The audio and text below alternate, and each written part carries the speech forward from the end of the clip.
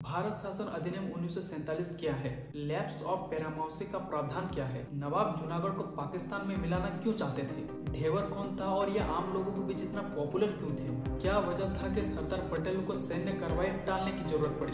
फर्जी हुकूमत क्या है और जूनागढ़ में इसका क्या काम है?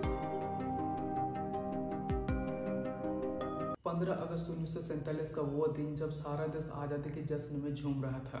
लगभग 200 सालों की गुलामी के बाद भारत के लोग आज़ादी की सांस ले रहे थे। पंडित नेहरू और सरदार पटेल की विचारधारा देश को एक नए राह पर ले जाने की तैयारी में लगे थे। इसी बीच आज़ाद भारत सरकार को एक ऐसी खबर मिलती है जिसे सुनकर सारा देश हैरान हो जाता है। खबर यह था कि जूनागढ़ के नवाब ने अपनी रियासत को पाकिस्तान में मिलाने का ऐलान कर दिए हैं। सन 1947 के आज़ादी के समय देश लगभग 500 से भी ज़्यादा रियासतों में बटा हुआ था और इनके एकीकरण का जिम्मा था सरदार पटेल के ऊपर। रियासतों के एकीकरण का काम हालांकि आज़ादी से पहले ही शुरू हो चुका था और यह सब बहुत ही तेजी से हो रहा था, जिसके पीछे कारण था भारतीय स्वतंत्रता अधिनियम 1947। इस कानून में ये क्लियर कर दिया था कि रियासतें अपना विलय भारत या पाकिस्तान दोनों में से कहीं भी कर सकते हैं या फिर अगर वो चाहे तो अपना अलग राज्य भी बना सकते हैं। 27 जून 1947 को माउंटबेटन ने सरदार पटेल की जिम्मेवारी में राज्य विभाग का पुनर्गठन किया। पटेल इस काम के लिए बीपी मेनन को चुनते हैं। इसके पीछे रीजन ये था कि मेनन बहुत ही चतुर, कूटनीतिक और समझदार व्यक्ति थे। 5 जुलाई 1947 को सरदार पटेल सभी रियासतों को एक पत्र लिखते हैं जिसमें 3 शर्तों के साथ रियासतों को भारत में विलय करने का इन्विटेशन देते हैं। उन्होंने पत्र में लिखा कि रियासतों की प्रतिरक्षा, विदेश और संचार का जिम्मा भारत सरकार का होगा और बाकी जैसे फाइनेंस रियासतों के हाथों में होगा।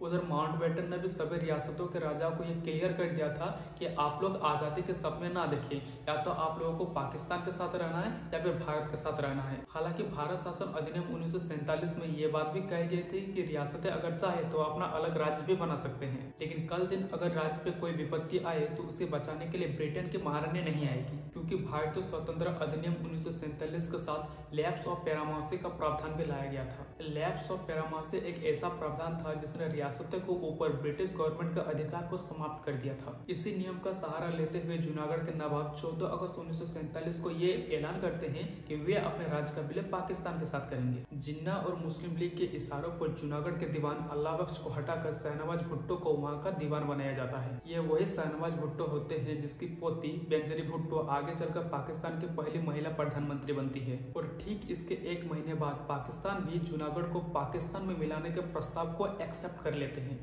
जैसे ही ये खबर भारत सरकार के पास पहुंचती है तो पंडित नेहरू कैबिनेट की मीटिंग बुलाकर इस टॉपिक में बात करना चाहते हैं, मगर ठीक इससे पहले ही माउंटबेटन ने उस टाइम के तत्कालीन प्रधानमंत्री पंडित नेहरू, गृह मंत्री सरदार वल्लभ भाई पटेल और सचिव बीपी मेनन को अपने पास बुलाकर बात करते हैं। सरदार पटेल के हिसाब से जूनागढ़ का पाकिस्तान में मिलना संभव नहीं है। रीजन ये था कि जूनागढ़ में ज्यादातर जनसंख्या हिंदुओं की थी, इसलिए सरदार पटेल ने जूनागढ़ में सैन्य कार्रवाई करने की वकालत की और नेहरू जी का भी इसमें पूरा समर्थन था, लेकिन लॉर्ड माउंटबेटन इसके ठीक खिलाफ थे। माउंटबेटन का कहना यह था कि अगर भारत हिंदुओं की जनसंख्या देखकर जूनागढ़ पर चढ़ाई करते हैं तो पाकिस्तान कश्मीर को लेकर सवाल खड़े कर सकती है, क्योंकि कश्मीर के ज्यादातर जनसंख्या मुसलमानों की है। माउंटबेटन के इस फैसले से सरदार पटेल जूनागढ़ में सैन्य कार्रवाई की इच्छा को टाल देते हैं और जूनागढ़ में चौकसी बढ़ा दी जाती है। 19 सितंबर 1947 को बीपी मेनन को जूनागढ़ भेजा जाता है यह जानने के लिए कि बगावत करने की असली कारण क्या था। पर बीपी मेनन जब वहां पहुंचते हैं तो दीवान शाहनवाज भुट्टो उन्हें नवाब से मिलने नहीं देते हैं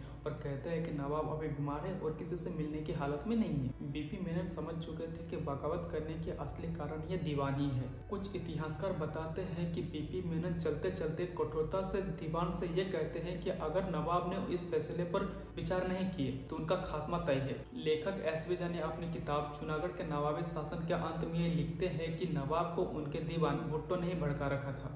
बीपी मेनन जब जूनागढ़ के लोगों से मिलते हैं तो पता चलता है कि वहाँ की जनता नवाब और दीवान भुट्टो दोनों से नाराज थे। बीपी मेनन की इस मुलाकात के बाद जूनागढ़ के 2 प्रांत मंगरोल और बाबरियाबाड़ आकर भारत के साथ खड़ी हो गई। ये देख नवाब ने उन दोनों प्रांतों पर सेना भेज दी। सरदार पटेल इसे एक युद्ध मानती है और ब्रिगेडियर गुरदयाल सिंह के नेतृत्व में सरदार पटेल सेना भेजकर उन दोनों प्रांतों को अपने अंडर ले लेते हैं। 24 सितंबर 1947 को हुए एक बैठक में माउंटबेटन पंडित नेहरू को यह सलाह देते कि वो यूएन से मदद ली ताकि भारत और पाकिस्तान के बीच युद्ध को टाला जा सके। सरदार पटेल का प्लान था कि जूनागढ़ पर अब सैन्य कार्रवाई की जाए, लेकिन माउंटबेटन के इस फैसले से सरदार पटेल सैन्य कार्रवाई को टाल देते हैं। इसी बीच मेनन मुंबई जाते हैं और वहाँ के कठियावाड़ी नेताओं से मिलते हैं। वहाँ उनकी मुलाकात होती है उच्च रंगराय ढेबर से। ढेबर आम लोगों के बीच काफी पॉपुलर थे और सत्याग्रह के लिए भी काफी मशहूर थे। बीपी मेनन ढेबर और उनको साथियों को ये समझाने में कामयाब हो गए कि अगर जूनागढ़ को भारत के साथ रहना है तो उन्हें अपनी लड़ाई लड़नी पड़ेगी।